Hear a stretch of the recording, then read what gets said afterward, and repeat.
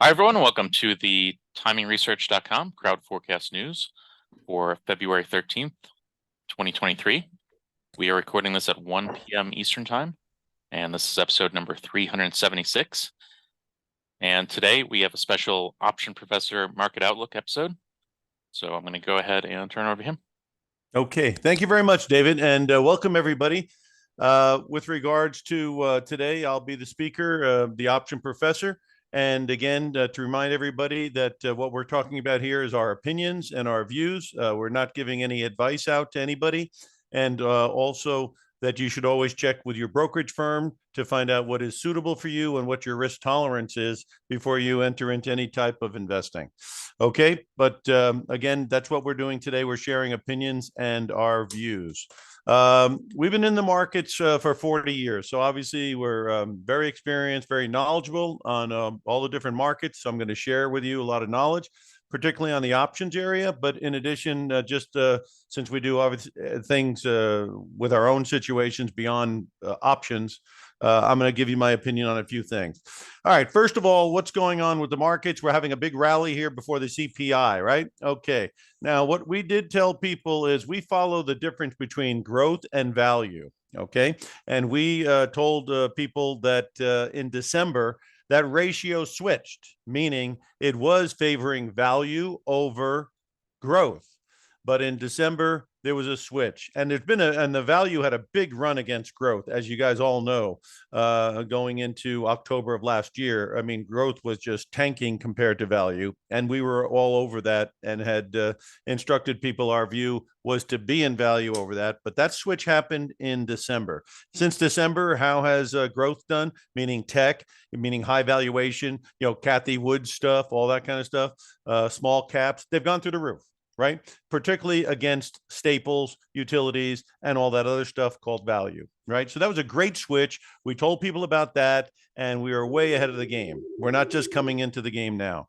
Now, how long will this lend? The other thing we told people is there's a presidential cycle that goes from when? It goes from October of the second year of the presidency to the April timeframe of the third year of the presidency. And that has worked with like clockwork.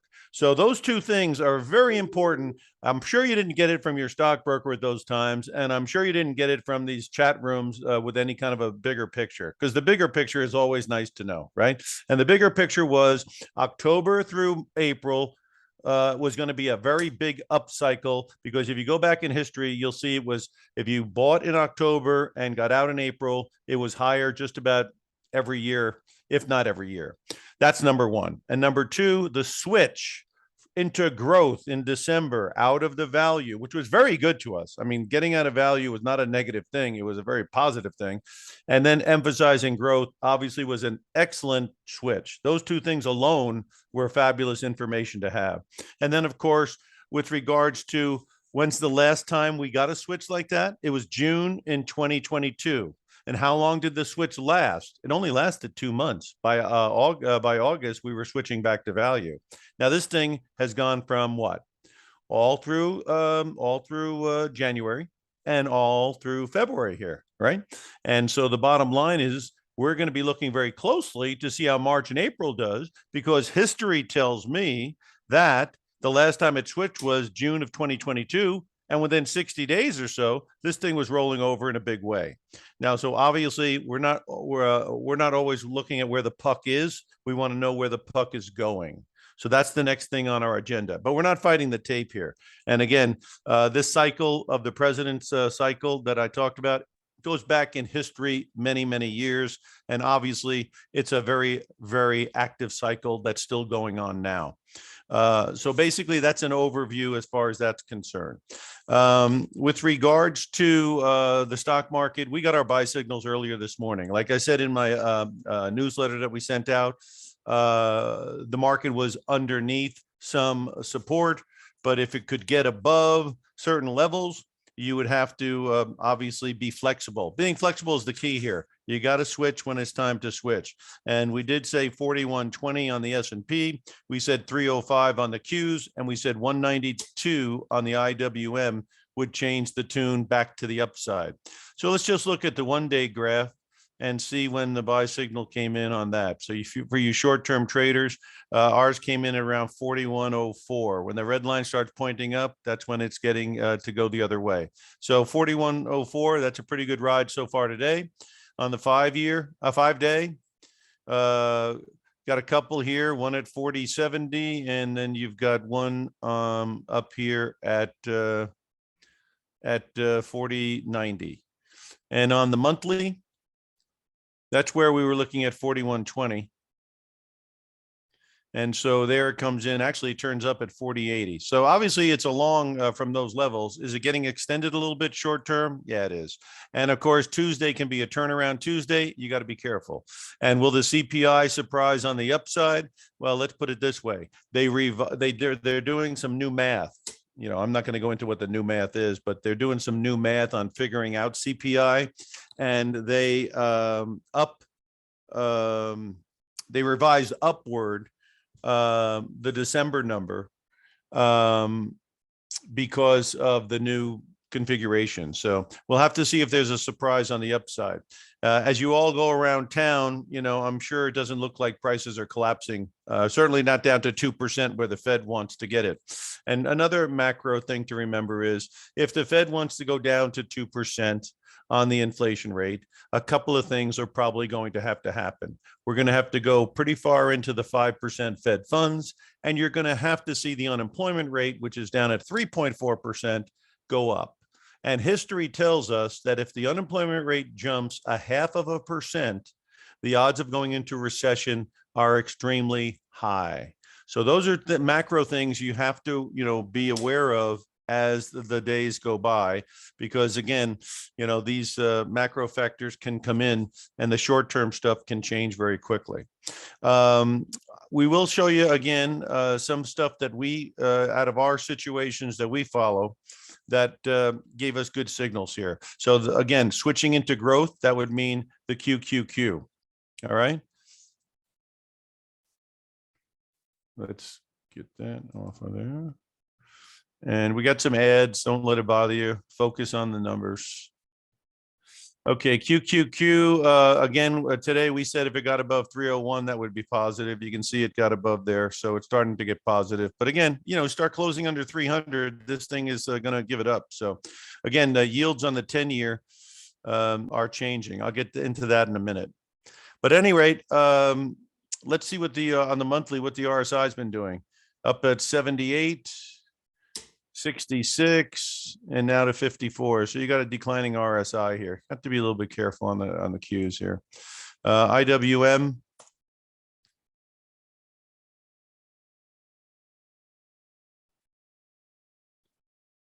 I'm going to show you on the 1 month, on the 1 year, where we kind of got more of a bullish thing here.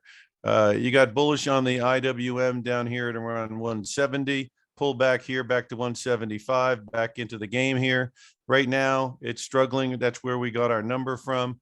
We think it has to get above 193 for it to really, get cooking again. That red line is rising. So again, if we start breaking above 193, for all we know, we're going to be taking out 200. Okay, so it's really in a critical joint here. And this CPI is obviously going to be pretty binary. And don't forget, retail sales is coming out. So that's going to be a situation as well. There are some stocks on the move here. And I did want to, I'm going to get into some option strategies, but I just wanted to show you a couple of things because a lot of people own these stocks. Tech with earnings seems to be where people are running right now as well. So let's take a look at Apple. And I'll give you some ideas on Apple here. Okay, first of all, we like to look at things on a 20-year basis. And again, Apple, went down to the 36 SMA. Okay, when you get a pullback down here and you're bullish on the company, this is where you take your shots. Or what some people might do is, this thing has really dropped from 180 down to 130. Okay, and I like this company. So I don't know if I want to buy here because it's, obviously getting through the blue line a little bit. Let's look at the 120 puts. Okay. And if these are cash secured, which means if you sell a put on this, you have the money in your account to buy the stock. So we're not talking margin here at all. So you sell the put in this example, and say you get $10 on it at the 120 level. If the stock goes like it does, the option goes to zero if it expires above 120, and you get to keep the premium. The other thing you can do is take the premium on the 120 here and buy yourself a 140 call.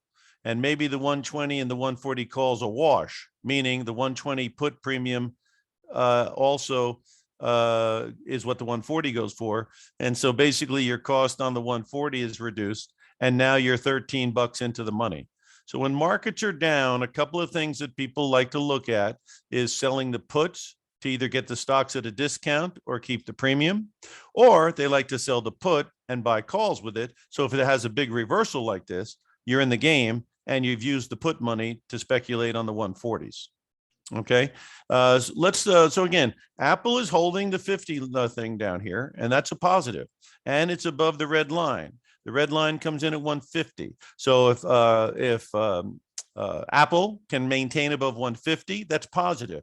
If it starts breaking under 150 and then 140, I think it's going to go back into the soup. And this is the purple line is the 120 month moving average. So obviously it's, that gives you an idea if there was a crash of some type where it might hold. I'll show you an example on Amazon, which would be very helpful. And this is why people come to us, because obviously we have experience and knowledge on this stuff. And we'll show you exactly where we got a buy signal on Amazon. And let me tell you, that was not a bad one. So here you go. Okay, you see why we were saying get into it here? Why we were bullish here? Okay, because it's hitting the purple line. That's the 120 month. Can you see that's about the time it bottomed in the 80, 85 area? That's the time you either want to sell your puts and collect premium, sell puts and buy calls, call reversal, or just buy stock. Now it's running into some resistance up here, as you can see, at the red line, which comes in at 114. And the stock today is trading at 98. So it hit, when did it hit that? It hit that obviously earlier this month. And there's a reason why it stopped there. So again, a nice trade, but certainly still in a down move. Now, if it can get above 114, it opens the window to try to go up towards 140. Right now, that hasn't happened. And so basically, and again, their RSI is under 50. So they're still kind of weak. But again, there could be a reversion to the mean on it. And that's why down here at 80, 85, we were telling people, if you're going to take your shot, take it. Okay. So that's why some of these charts come in very, very handy for us. We didn't pick these averages out of our ear. They seem to have been effective over a long period of time. Another one that seems to be getting some legs, so all about a lot of this AI stuff, is Microsoft, and also obviously Google and Amazon. So let's take a look at all these guys and see what they look like. Okay, Microsoft, again, just like Apple, they look like twins. They got violated here, but they're back above the blue line. So right now, as long as Microsoft stays above about 252, and certainly you'd like it to stay above the other ones, which is around 260. As long as we can maintain strength there, there's some reasons why you could still be hanging with that. You start breaking under 260 and 240, obviously it puts into play some kind of a crash deal down here at 160. Okay. These people who think that earnings are going to dry up, the Mike Wilsons of the world, earnings are going to dry up and valuations are going to contract. Let me show you where they're kind of getting the numbers from, okay? Because this could be helpful to you longer term. All right. Now, here's how the numbers work. We're at 231 on earnings right now on the S&P. And the market's at what? 4140. So if you take 2.31 and multiply it by 18, you're at 4158. So you're about 18 PE with 231 in earnings. People think earnings are going to go down. And if earnings do go down to $2, right? And you are, let me put the 20-year up so you can get the idea. If they go down to $2 from 231 and you go to a 16 multiple from 18, because these interest rates are going up right now, the yields are going up. So the bottom line is, if that happens, can you see the 3,000 number where we hit during the crash of 2000? That could be in play, because 16 times 2 gives you 3,200. Okay. And if it happens by the end of the year, obviously this is a moving average that will be rising. So we could easily be at 3,200 by the end of the year. And that's why we're keeping that in our view as well, because we don't want to get, shall we say, hit by the train that nobody sees right now. And what nobody sees right now is contracting earnings, a lower multiple, and a Fed funds that goes way into the fives. Okay, they're not really discounting that at all. So the bottom line, that's the train that people could get, and also a dollar that doesn't go down anymore. That's the things that people are not factoring in. And that's how you get some kind of a big switch. So that's why we're just saying, obviously you go with the tape you have. The tape we have is rising right now. God bless it. But the tape we have now will change. And again, it's probably going to change this week dramatically with all the data that's coming out. Again, this week, you're talking about the CPI, you're talking about the retail sales, industrial production, business inventories, housing permits, housing sales, as well as the leading economic indicators.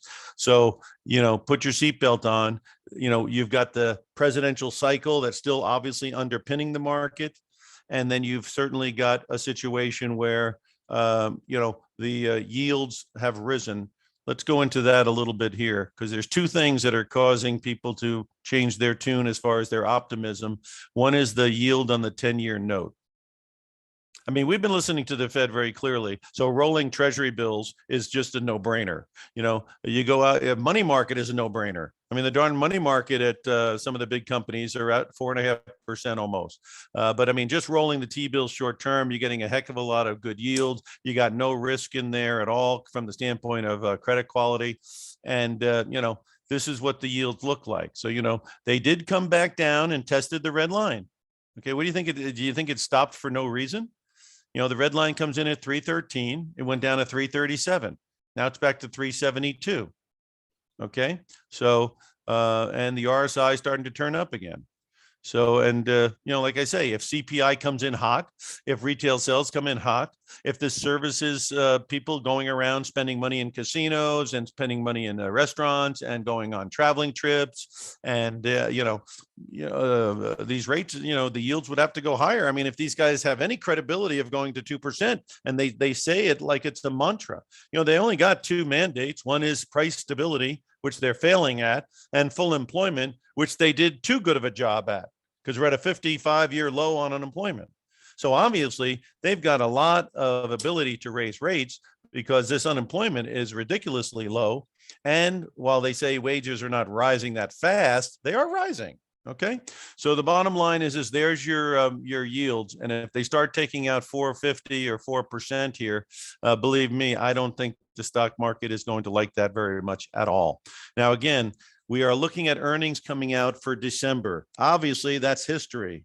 What are the ones coming out next? In April, you're going to get Q1 earnings. And we'll have to see if Q1 earnings can keep this kind of pace, because that's where the risk starts increasing. In April, when you look at Q1 earnings, and in July, when you look at Q2 earnings. Now, if they can get through Q1 and Q2 earnings with no problems, then obviously, this market has all kinds of upside to it. And the moving averages are all under the prices, and the golden cross has occurred. So again, you don't want to fight the tape, and you don't want to get bearish when everything is bullish. Okay. There's no doubt about that. But we also have to be keen on when the changes do happen, we are flexible. And that's basically what I'm all about, being flexible. Okay. I'm going to look at some of the stuff here that also is moving. Obviously, the semis are moving. So let's look at AMD. A lot of you guys like the tech here, and let's see what that looks like. Up another 2 points. Now, again, this is called a reversion to the mean. Look at this, 160 down to 60. I mean, somebody got wiped out during this drop. Now, of course, and it went down towards the purple line. So again, when you're down at 60, why not sell the 50 puts and buy the 70 calls, or sell the 60 puts and buy the 70 calls? Okay. And now you're in there getting this nice little run, right? Again, you're agreeing to buy the stock, when you sell the 60 put. So you got to have the money in your account to buy it. And if you don't do it. Okay. And if you don't like the stock, don't do it. I'm going to show you a couple of more examples here. And Capri Holdings. Now, again, this is a company that deals in Michael Kors, Louis Vuitton, high-end stuff. Aren't the Chinese out of their houses now? And aren't they going to, start buying stuff? And so here, it's very critical here. You see, it came right down here. So wouldn't this be a time to maybe start taking a look at either selling puts, buying calls, or, taking a shot? And, if it starts breaking underneath these areas here, maybe that's not good. But the bottom line is this is a neighborhood where it would make some sense, because obviously they have some problems that came down. But, let's see if it stabilizes here. I'd watch this one like a hawk, because, again, they're into the kind of stuff that the Chinese will be buying. When they get out of their houses, the rich Chinese have money. The higher middle class have money. Majority of China doesn't. They have a lot of property problems, and they've got a high unemployment problem. So that's why this big boom, boom, boom people are expecting out of China may not occur, because the majority of China is still underwater as far as the property and stuff like that. But I'm going to show you a couple of Chinese things, because like I say, here's the way we have been talking to people. Okay, when China is all locked up, are the casinos going to get a lot of business? No. But when they come out, are they going to get a lot of business? I live in Las Vegas. I guarantee you the Chinese people will be gambling. So here's the deal. We got into this stuff at around 35 bucks. Let me show you why. Okay. You see here, this is when it's turning up, 35 bucks. You see where it is now? 60 bucks. Okay. So we don't really like to start buying things when they're way up here, right? We like to buy them when they're down, using common sense as our guide. Okay. So that's a very good example of how we front run the opening of China. I'll show you another one. DD. You know what they do? They're the Uber of China. Do you think people need a lot of rides when they're locked in their apartments? No, they don't. Do you think they might need rides when they get out of their apartment? I would say yes. So that's why at $1.50, this thing was a no-brainer. And let me show you why again. This thing hadn't been around that long, so I got to go to the 1-year graph. You see down here? This is called the buy signal, right? And then you go what? You go on a nice big run, because now they open up and it goes all the way to 5. Okay. Up here, if you get down here, you can sell off your original money. And now you got a free look at DD for the rest of your life. And that's what we like as a good idea. We show you another one here that we looked at. And this was another example of buying something that was way down and out of favor. And I'm going to go to the 20-year graph here on Freeport-McMoRan. Now, these guys are in copper. Now, when we go down to Freeport-McMoRan goes down to $5, okay, we have to say to ourselves, are they going to make any more copper mines? And is the use of copper going to become extinct? And we said no. And so when it starts getting above 10 bucks, we say it's a good time to give it a go. And that is called a move to 50. Now, when it's at 50, do you think it looks like it's pretty far away from its moving averages? And do you know what the word reversion to the mean means? It means it's going to come back down. And so back at 25, it was the reentry time. And now we're up here in the 40s. Now, if it starts breaking under 35 and under 30, then obviously we'll change our tune. Look how it came perfectly down to the purple line. Like I say, we didn't pull these out of our ear. Okay. These are things, I've been doing this for 40 years. Let's hope after 40 years of doing anything, you have some idea of what's going on. Okay, let's see. We went over some international stuff. Well, okay. Now, is this the last hurrah for tech? Because there are certain mentalities of investing that go for, 8 or 10 years. One would be in the 90s where everyone was buying into GE. Remember Jack Welch, and that went on for a long time until it didn't. And then in the 2000s, didn't everybody buy into the large companies, and that, banks and people like that all know what they're doing. And so you go with these people, and then basically you got large cap stuff going through the roof until 2007. And then when we went to permanent zero interest rates and $18 trillion of negative yielding debt, you are being paid handsomely to take risk, right? And that's where the tech goes through the roof. Not only the tech, but the tech that has great revenues, but no earnings. And so the speculative fever between what? 2009, 2010, and then 2021, that was the whole game. But they changed the game when they made rates go up. So again, you're getting a big rebound rally, as I showed you, on tech and other stuff. But you know what you got to maybe think about is this year could be the last hurrah for the ARC type stuff, the no earnings, revenues, et cetera. And if tech is going to be good, maybe it's going to be the tech that has good earnings, your Microsoft, your Google, your Amazon, and stuff like that. And maybe that's where they'll focus, maybe even Meta, right? And then where will the focus go? It'll go to possibly things like infrastructure, because obviously there's going to be investment into these bridges and tunnels and whatever they're doing. And then basically there could be on dividend payers, because people are going to want to get paid to be watching the movie. So dividend growers, dividend payers, and then of course your infrastructure stuff could be quite good. So I'm going to give you another couple of little tidbits here that could be of value to you. I hope they are, because this is where our focus is. If you go to some of the industrial metals, let's see how they look, because we have been kind of keen on them, and it looks like something could happen here. So you see how you've had a pullback here, the RSI's here, and it's gotten above the red line. Let's see if it maintains above that, because there's a lot of real estate above. And this is Cleveland Cliffs. Another one is U.S. Steel. And again, the mining this stuff, there's not an unlimited people mining it. And, China's coming back on. You don't know what they're going to do. But this thing also is getting above things. And again, it looks like there's a potential large amount of real estate above. Okay, so, these are some of the things that look a little bit interesting to us from an infrastructure play. Obviously, there's an ETF on infrastructure that can be looked at as well. Now, since we're on the metals thing, let's take a look at precious metals, because, my feeling is 1975 gold and $25 silver. Those are your lines in the sand. You want to make a lot of money in the metals? You got to get above those 2 points. You don't get above those 2 points, you're providing liquidity for smart people who bought gold at 1,700 and silver down at 15 or 20. Right? So let's take a look and see what's going on. Because what you don't want to do is be a liquidity provider for smart people, which means is when people are short the market and the market collapses, that's not when you want to sell, because now the people who are short have to buy, and they need idiots who want to sell when it's low. Correct? And so you don't want to be providing liquidity for the shorts when things are in the tank.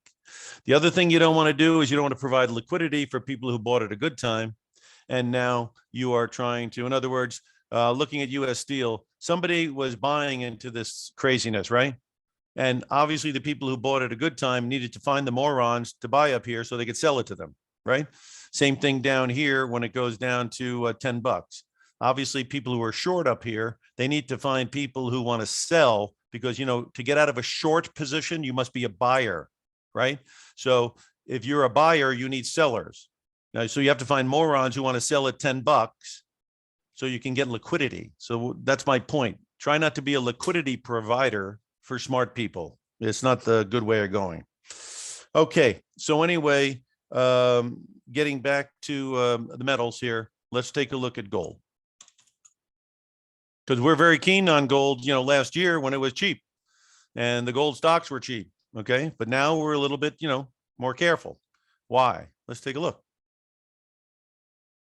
Okay, we're going to start with the 20-year graph. Okay, now it looks pretty good, because again, once it got above 1,800, that was a good deal. So right now there's a gap there that we talked about, 1825. It tried to fill it here. Let's see if it goes down and fills it. If it fills it at 1825 and then goes back up and stays above 1,800, that's a good buy zone, right? But if it starts breaking under 1,800, I don't know that it's not going down to 1500 because that's where the long-term stuff is. Can you see that was the time to buy? Can you see that was the time to buy? Can you see that was the time to buy? And I don't know that you're not going to get another shot here. Okay. And again, 1975 has been the high. 1960 is the high. Let me see. I thought 1975. Oh, 1960. So right now you got a little bit of a line in the sand there, right? And we failed to take out these two. So again, not negative on it necessarily, right? But definitely not going in and buying like a drunk sailor here. And again, if you get above this point here, then there's nothing but real estate above. In other words, this thing could fly if it gets above here and then above here, but that's not the case right now. And again, the bullishness on this stuff short term got a little bit high. All right. So where would we start thinking again on a short term basis? See, the red line's pointing down now. Never a good idea to have the red line pointing down, right? Never a good idea. So, again, here's another place where it could go down and test short term, which is 1833, right? What did I say? 1825. So there's a reason why it might stop down there. Keep an eye on it. Could be a good time to take your shot. Okay, what about silver? Silver.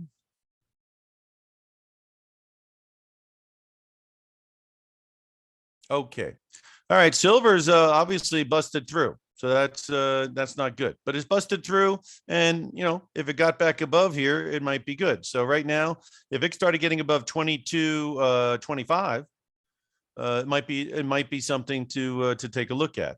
Okay. But the red line's pointing straight down. Let's look at the 20-year graph. On the 20-year graph, again, it's holding in there, right? So the red line is starting to look a little bit weak, but you want it to stay above 20 and you want it to stay above, 22, 25, like I said. Now, if you get above 25 here, you see where I got that little line there, then it could start getting a lot of momentum. Okay. And that's why, if you think you're going to make 30, 35 or 40, it might be smart to wait to get it above 25 and see if you can get this red line pointing back up. And maybe you can get, the purple to move up a little bit because it's been pretty flatlined here, as you can see, going back to 2014. You've had a couple of moves on both sides of it, but all of a sudden, this is an attractor. So again, if we can hold this 22 area or 20 to 22 area, and we can take out 25, then all systems go are in silver. Right now, a lot of jabber out there, a lot of talk, a lot of precious metal salesmen on the radio and TV trying to hawk these coins, so be a little bit careful of it. I'm giving you some pretty decent parameters to take into effect. Okay, so on the international front, I'm bouncing around because I follow everything, right? So, if you're having a hard time following me, after the meeting, you can send your information in. We can talk, specifics on whatever you're looking at. Speaking of bouncing around, let's look at where Google is and see if there could be a opportunity, because we were talking about selling puts on Google, possibly for people who want to either collect premium or try to get a reversal on it. But again, it has potential all the way down to 70, and it is having a hard time getting above this number here, which comes in around 106, 105. So if you want to get positive on Google, let's see a print above 106, and maybe even take out the high there. What's the high there? 108. Yeah. So there's a reason why it stopped in that neighborhood. You can see, right? There's a reason why it stopped in that neighborhood. So again, some people are saying sell the 80 puts, maybe sell the 70 puts, right? And then you're trying to buy it against the purple line. So if you do get further weakness on it, or even now, price out the 80s and the 70s, because there is a reason why it might stop at 70 if it even got that weak. And then, of course, if it gets above 108, then it looks like it's back in the ball game. So those are your parameters on Google. I know a lot of you people are kind of watching that. And here's one that we thought looked pretty good. Ford Motor Company. They're good in electric, so you don't have to go with Tesla all the time. And these guys have a little bit more of a reasonable price here. I don't like the red line pointing straight down, but I do like these two joining in at around 12. So that's why it didn't look like bad risk around here. That's why we thought it might be reasonable. Don't like that red line pointing down, though, and don't like the green line holding it. So again, getting above the green, which is 1465, would be very good for us. Again, what we're trying to do is get into things that are going into 18, 20, 22, and all that stuff. So again, that's not happening right now. So be a little bit careful with Ford, but again, it's a reason to focus in on it. Now, if it starts breaking underneath 10, and then school's out, forget the whole thing.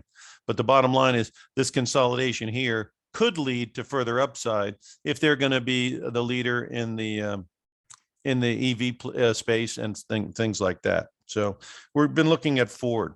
The banking stocks. Now, again, these guys are in pretty good shape. These guys are in pretty good shape. And so basically, they have been hanging in there pretty good. As you can see, it came down to the purple line. That was the time to buy your B of A. Anything under 30 was a good deal. Now, right now, it's in crunch time. You definitely don't want this thing starting to fade under 34. And certainly, if it got under 30, it would be very, very negative. The red line's pointing straight down. That's never a good sign. And so bottom line is we're going to have to see how these banks do. They don't seem like they want to loan very much, so their loans are getting stringent. The yield curve is very negative. That's not good for them. And so there's a few things going on. And of course, the real estate, is hanging in there. If you got a 25% drop in real estate because the yields, the mortgages go from 6 up to 7 or 8, obviously that could put the banks in a little bit of a tough shot. Because they're not getting any loan losses to speak of right now. And the credit card use, people obviously are working, so they're paying off their credit cards. If unemployment starts going up, these guys start getting defaults on credit cards and then loan problems on their real estate. It could change the whole 9 yards. So keep an eye on B of A. Again, definitely try to keep it above $33. And then again, getting back above here in the high 30s, that might tell you that we're back in the game and they could maybe go after that 50. A big move up today was in Citigroup. So let's take a look at why Citigroup's moving up.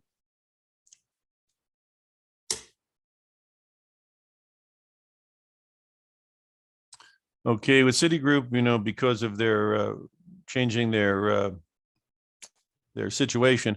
Okay, now Citigroup is up 1.68%. Again, that purple being above it doesn't look so good.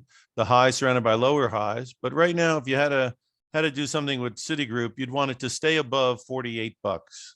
And if it can stay above $48, maybe it can get this red line pointing up and get that RSI moving up. And so again, there's a decent line in the sand right there. So keep an eye on Citi. It is one of the lower valued banks, maybe for good reasons. Looking at, okay, I'd like to go around the horn on international, because again, because the dollar, and let's take a look at the dollar real quick. I already showed you yields. Yields look like they went down towards that 337 and they rejected 337 and they're on their way back up. That's what it looks like right now to us, right? That's why, again, the short-term treasuries earning 4.5%, 4.75%, almost 5%, right now doesn't look bad. And we've been suggesting that for 2 years. So if you've been in the bond market at one of these big investment firms, and now you've bought bonds at 2% and your bond portfolio lost 18% last year, yes, you got a little bit of your money back because yields dropped, but that getting some of your money back seems like it might be closing again.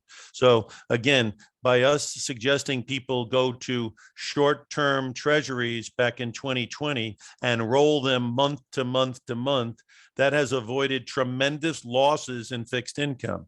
And here's the problem with losses in fixed income. If you're not 25 years old, if it takes, 10 or 20 years for the yields to come back down, you're going to maybe have to hold on to some of these things to maturity to get your principal back. And a lot of people, last year they lost almost 20%. You got $1 million in bonds, you're getting the coupon, right? But you might have 800 grand or 850 grand worth of principal, and that other 150 you have in there, you might want access to. And when the prices are down, you can't get your money back. On the T-bill, they come due, your money's back, and you got your 4.5%, and you play again. Again, duration will make sense at some point, but I don't know that it makes sense. You're you had a nice bounce in duration, right? Nice bounce, but I don't know that at this point you want to be loading up on duration. Seems a little bit sketchy. All right. So let's take a quick look around the world here, because again, they've had big runs. So let's take a look at China. FXI.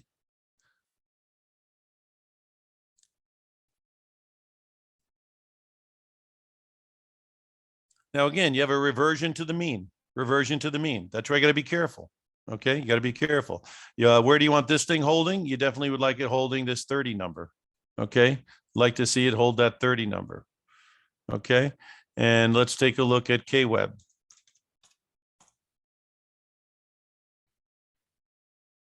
There's a lot of potential, if China, gets cooking on all cylinders. Obviously, look where it came down from, KWeb.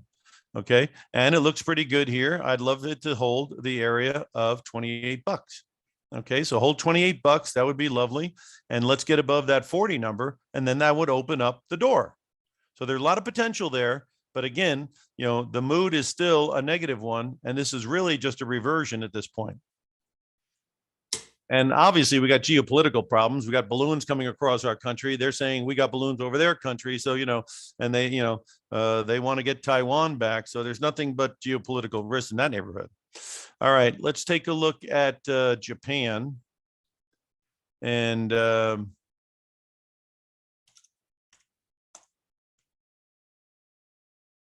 again, they're having a new finance minister. Are they going to get rid of yield curve control? Well, like I say, you come right up into the purple here, and this is a reversion trade that obviously hit some resistance. So again, Japan getting above the 59 area is kind of important. So keep an eye on it. It's at 58. It gets above 59, then you're good and going. The red line's pointing up. That's not bad. These Latin American guys, Mexico, we're trying to onshore and get things closer to home, because again, the supply chains were all sent over to Asia. What did we find out during COVID? It's a very brittle, uncertain area. And you know what these companies have discovered? They discovered that they can't have their supply chains in a dice rolling area. Okay. And so what they're going to be doing is they're reshoring. Reshoring is going to be lovely, except for one thing. It's going to cost more, and it's probably going to keep the inflation rate elevated. At any rate, Mexico is one of the beneficiaries. Obviously, we loved it around 46 here on the ETF.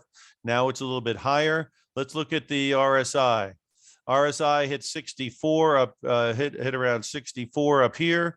And with this big rally, it's at 62. Not a big divergence, but certainly this big high has not been met with a tremendous amount of RSI. So you have to be careful that a correction here is not off the table either. Brazil, a lot of natural resources down there, a lot of energy, stuff like that, grain. And so you're looking now at Brazil. And let's look at the 20-year graph on Brazil. That's one that was interesting to us. If we can get going above the 35 number, it opens up a lot of stuff in Brazil. But right now, it looks like it's still a little bit fighting against itself. So that's some of the outside areas on the international front. Food. Archer Daniels Midland. Obviously, supermarket to the world. Okay, 20-year graph. Let's see what it's showing. Okay, you got a high point here, and the high point had an RSI of 81. You had another high here, and it was only 64 or 69. That's a divergence, and that's why we came down. So this is something that we talk about when we analyze, right? This is 81 on RSI. You see that? And then you had a retest, and RSI is at 64. 81 and 64 is a big divergence, and that's why this is a sell up here. And now we've come back down. And look how far away it is from the mean. So you have to be a little bit careful about this. If it can get back above the red number, which comes in at 87, we'd be more interested. Otherwise, there's a lot of risk in this thing to possibly have a pullback. And again, some of these other fertilizer companies like Mosaic and CF, which we'll get into in a second. Yeah, again, pretty big pullback here from 80 to 45. So again, there has been a big correction in the fertilizers, CF Industries. You see? So if these things are coming down, is it possible that the agricultural sector might be coming down? Again, it doesn't take much for farmers to expand their acreage.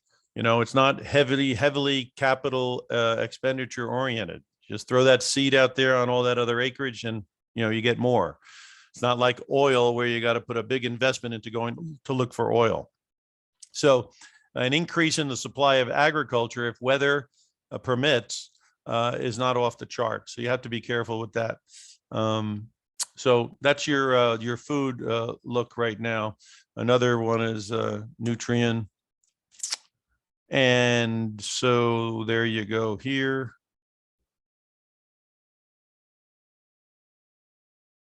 And you'll see another one that's had a pretty good correction, right?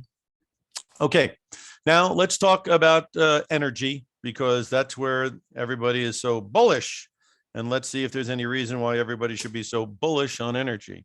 First, we're going to look at the price of crude oil, and then we're going to look at the price of natural gas.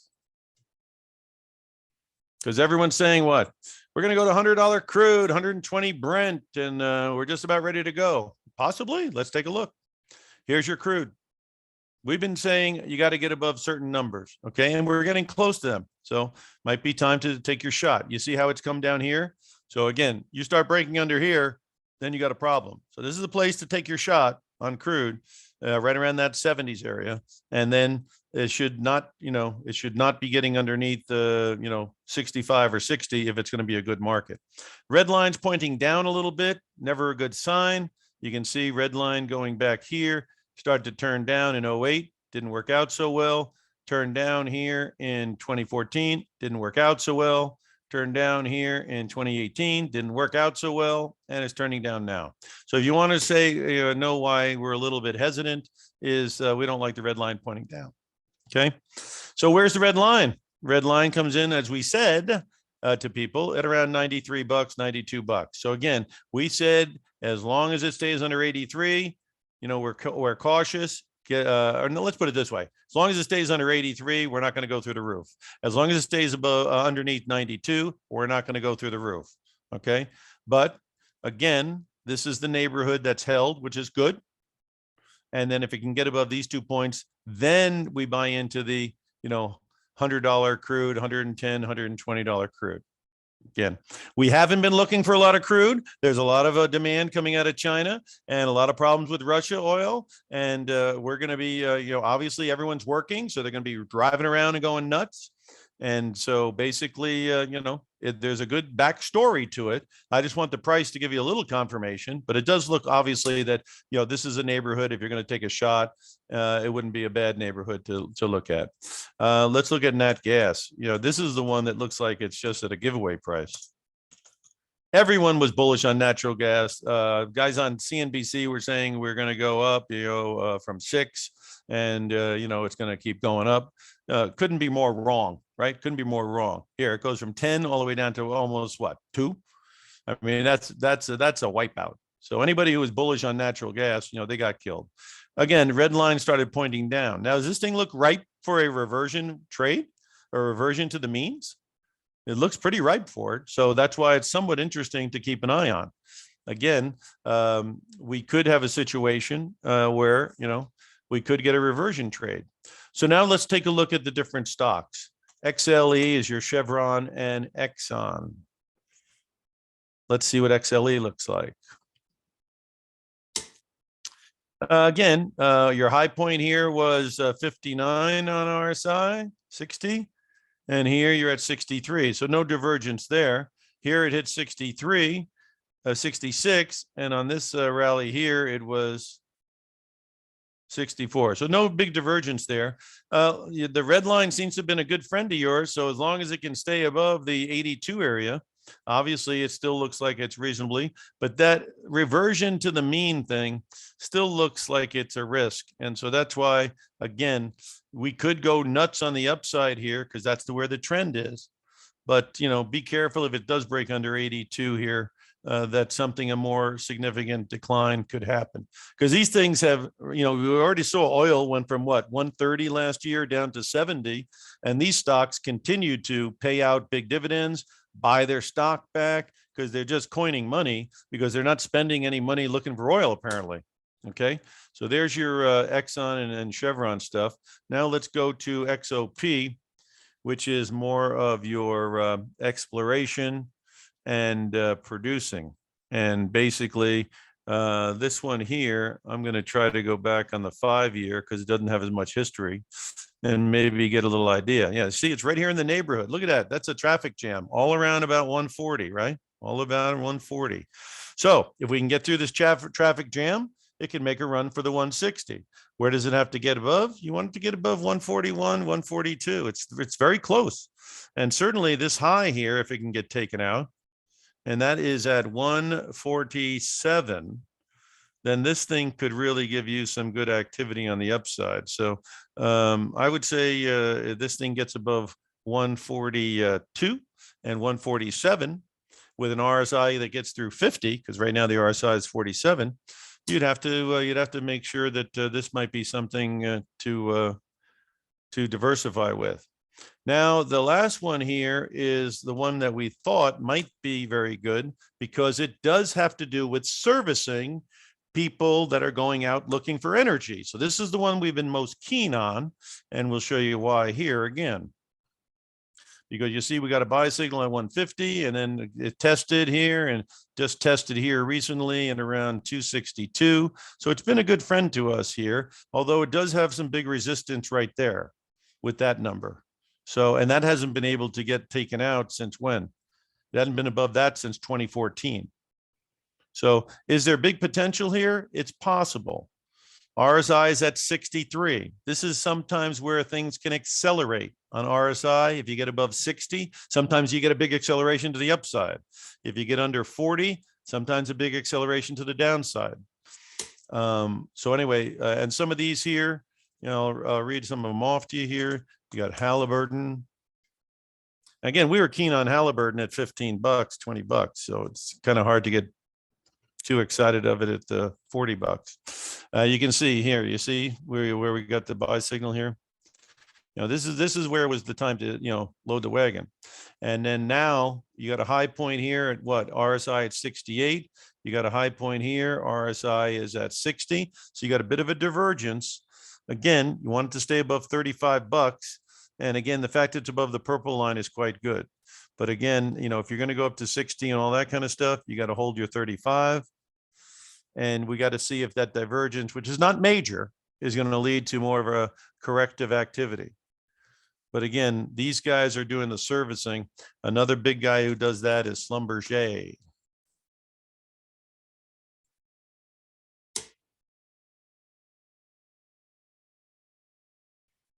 All right. Now you got Schlumberger. Obviously, where's the buy signal? Down here at 20, right?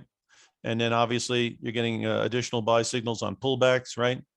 And now you're pretty far away from the moving average. You have a high point surrounded by lower high points. You're above the purple, which is nice. That comes in around $50. So that would be a nice line in the sand. 45 is another. And let's see if it can keep going here. Again, a high surrounded by lower highs is sometimes a problem. So we'll have to see. But again, these are the guys that are servicing. And again, they've got potential, as you can see. They are discounted to where they have been historically. So we'll have to see if there's a big move there. But that's what the energy situation looks like. Now, again, we're the option professor, right? And I haven't gone over a ton of option strategies because each one of you have option strategies you're interested in, and each one of you have a knowledge that you need on the option strategies. So that's why we're going to be inviting you to contact us, where I can speak to you directly and give you basically a one-on-one seminar online going over your interests on option strategies, your questions on option strategies, and help you more direct one-on-one. Again, I'll just give you some broad strokes. If I'm selling calls, like covered calls, I want to do it. Just think about what the strategy is. You're giving up all rights on your stock at the striking price, and you're doing it for a premium. So wouldn't it make sense to look at covered calls on stocks that have gone through the roof, so your strike price is quite high, and that the premium is fat? Wouldn't that be the time to do it? Not every day, not every month, not every week, okay? You try to do strategies when the odds are on your side. You can do anything that you want every day you want, but you'd like to do things when the odds are on your side. So you're doing credit spreads, or you're doing covered writing, you wait for big rallies and then you look into it. What about puts? Okay, obviously, if the market is very, very high, then the puts obviously should be more reasonable, and that's the time to look towards your puts on the long side. When do you want to sell your puts?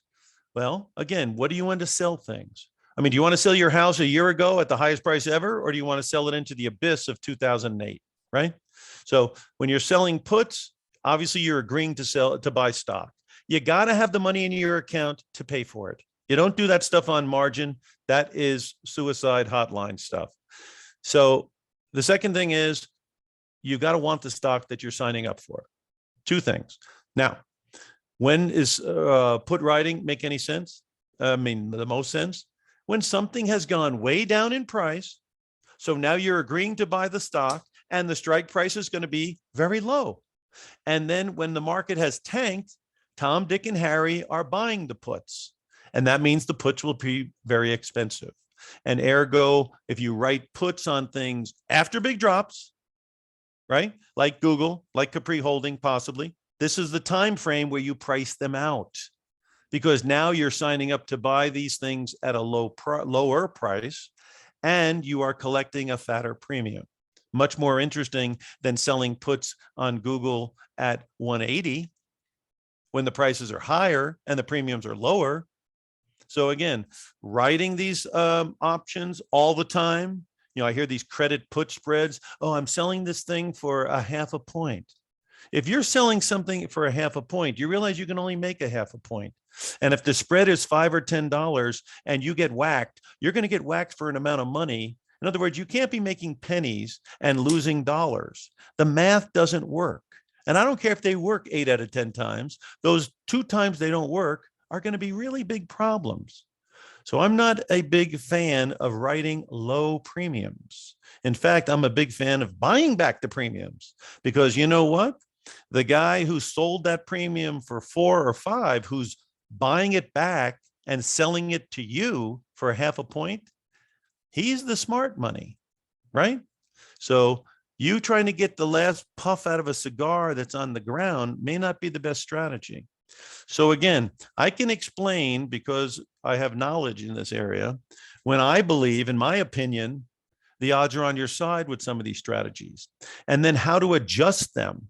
After you're in them, you can roll them, or you can close out one side or the other, or you can obviously leg into things. One thing I like to look into is when you are buying an option, once it pops for you, it opens up the door of selling an out of the money option to get your money back.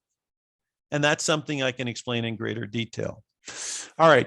We're at the top of the hour. Obviously, I've been all over the place. And why is that? Because after 40 years, I obviously have knowledge in a lot of different areas, right? So what do I want you to do? I want you to obviously contact us. How do you do it? You go to optionprofessor.com, OPTION, professor, PROFESSOR.com. And you put your information in there. And then I speak to you and you let me know what you need. I tell you some of the things that are working for us. And basically, we exchange some information so you get smarter. And that's our goal. We don't have monthly fees on this, and we don't have, annual fees. And, we're not charging people thousands and thousands of dollars. Obviously, at this point in life, I'm trying to help people and get some pay for doing it. Okay. So again, we'll explain exactly how we work, but in our view, it's very fair and it's very smart. And again, so I think there's some real value there for you guys speaking to us directly. Also, you can bring the stuff you've got.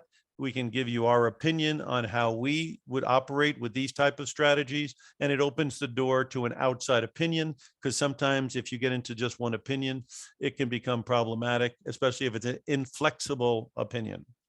And again, we certainly feel like we have enough experience and knowledge to be helpful. So again, go to optionprofessor.com, put your information in. We got PDF reports that'll be very, very helpful, that explain different option strategies, different stocks by sector that we think, if that sector is going to be good, these are the stocks that might be good to look at. We do not give any advice. We're not advising anybody. What you do for advice is you go to your brokerage firm and you go over your risk profile, and you go over your risk tolerance and your suitability, and that's where you get your advice from. Here we give out information, we share opinions. That's it. Okay. So again, we do look forward to hearing from you guys. There are a couple of questions here that we have, but I do think it would be good if you could, contact us and we can go over your questions. I'm telling you, this online one-on-one thing is a lot better way to learn, in our opinion, than going to these massive courses and then basically chat rooms and these newsletters for thousands of dollars that end up losing money anyway. So we do think it's a better way of going. So again, that's our opinion. We think it's smart. We think it's fair. So check it out. Optionprofessor.com. Make sure you do singular. Obviously, some guy put an S in there and he's got another website. So it's OPTION professor.com. All right. This is the Option Professor signing off. We got a big week of news ahead. We'll have to see how things pan out. We'll be on top of it, of course. So I do wish you all the best of luck. And congratulations to the Chiefs, and congratulations to an excellent job by the Eagles. Both these guys should be applauded. What a great Super Bowl it was. Okay, have a good day, guys. Option Professor signing out. We'll talk to you soon.